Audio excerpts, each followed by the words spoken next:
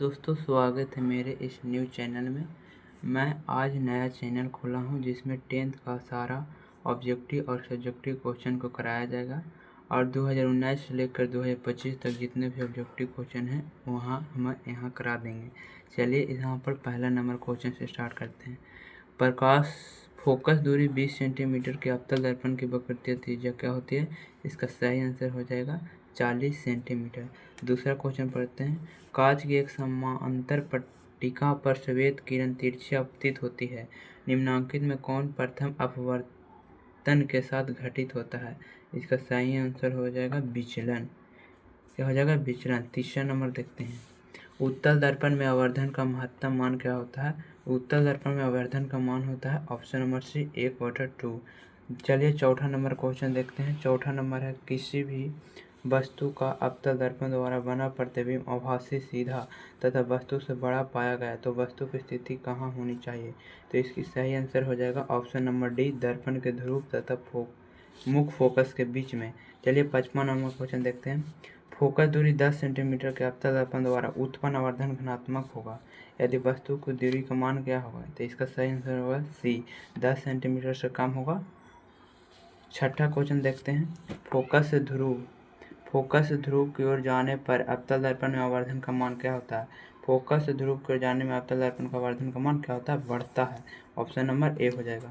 7वां question देखते हैं। एक अवतल दर्पण के प्रधान अक्ष पर चलते चींटी का प्रतिबिंब सीधा है तथा बढ़ता जा रहा है तो चींटी की गति की दिशा है। यहाँ पर चींटी की गति की दिशा फोकस से ध्रुव की ओर जाएगा तो इसका प्रतिबिंब अवतल दर्पण पर बनेगा। 8वां क्वेश्चन देखते हैं। यदि किसी बीम का प्रतिबिंब का आवर्धन ऋणात्मक है, यदि किसी बीम मतलब होता है वस्तु, बीम मतलब वस्तु, यदि किसी वस्तु का प्रतिबिंब आवर्धन ऋणात्मक है तो उस प्रतिबिंब की प्रकृति क्या होगी? इसका सही आंसर हो जाएगा ऑप्शन नंबर डी, वास्तविक और उल्टा। यहाँ पर दर्पण होगा जो अवतल दर्पण होगा। 9वां क्वेश्चन देखते हैं। यदि अवतल दर्पण का निचला भाग टूट जाए तो प्रतिबिंब क्या होगा? यदि अवतल दर्पण का निचला भाग टूट जाए तो उसका कम तीव्र बनेगा।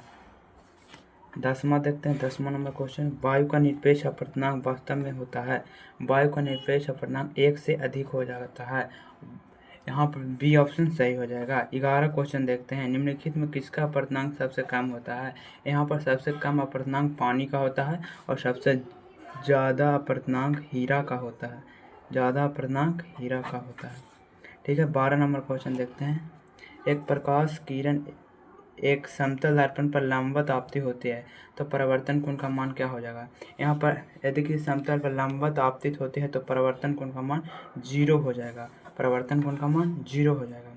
चलिए 13 नंबर क्वेश्चन देखते हैं। अवतल लेंस द्वारा प्राप्त प्रतिबिंब होता है। अवतल लेंस द्वारा प्राप्त प्रतिबिंब हमेशा क्या होता है? सीधा भी होता है, छोटा भी होता है, आभासी भी हो जाएगा। यहाँ पर सही आंसर हो जाएगा option number D. 14 number question देखते हैं। वायु में अभिसारी लेंस कांच का अवतल लेंस में होता है। यहाँ पर सही आंसर सी हो जाएगा। चलिए 15 नंबर क्वेश्चन देखते हैं। मानव नेत्र में किस प्रकार का लेंस पाया जाता है? मानव नेत्र में उत्तल लेंस पाया जाता है। ऑप्शन नंबर ए हो जाएगा। चलिए 16 नंबर क्वेश्चन देखते हैं। प्रकाश की किरण को मोड़ने की क्षमता को क्या कहते हैं? प्रकाश की किरण को मोड़ने की क्षमता को लेंस की क्षमता कहते हैं। यहाँ पर सही आंसर ए हो जाएगा। 17 क्वेश्चन देखते हैं। जल की एक गोलीय बूंद में व्यास के अनुदिश आपतित प्रकाश की किरण कितनी बार अपवर्तन होता है? यहाँ पर 17 का सही आंसर हो जाएगा ऑप्शन नंबर डी, 1 बार अपवर्तन होता है। 18 नंबर क्वेश्चन देखते हैं। लेंस की मुख्य फोकस कितनी होती है? लेंस की मुख्य फोकस 2 होती है और इसकी त्रिज्या भी 2 होती है। इसकी त्रिज्या भी क्या होती है? 2 होती है। 19 क्वेश्चन देखते हैं। समतल दर्पण द्वारा बना प्रतिबिंब होता है। समतल दर्पण द्वारा बना प्रतिबिंब हमेशा क्या होता है? काल्पनिक होता है। चलिए 20वां नंबर क्वेश्चन देख लेते हैं। सरल सूक्ष्मदर्शी किसका उपयोग होता है? सरल सूक्ष्मदर्शी में हमेशा उत्तल लेंस का उपयोग होता है। यहाँ पर सही आंसर हो जाएगा 20 के डी। आज हम लोग 20 तक ही देखे हैं। कल से 21 देखेंगे। पूरे ऑब्जेक्टिव 2019 से लेकर 2025 तक कराया जाएगा और हमारे चैनल को सब्सक्राइब जरूर कर लीजिएगा क्योंकि सारे वीडियो इसी पर मिलता है। थैंक्स, धन्यवाद।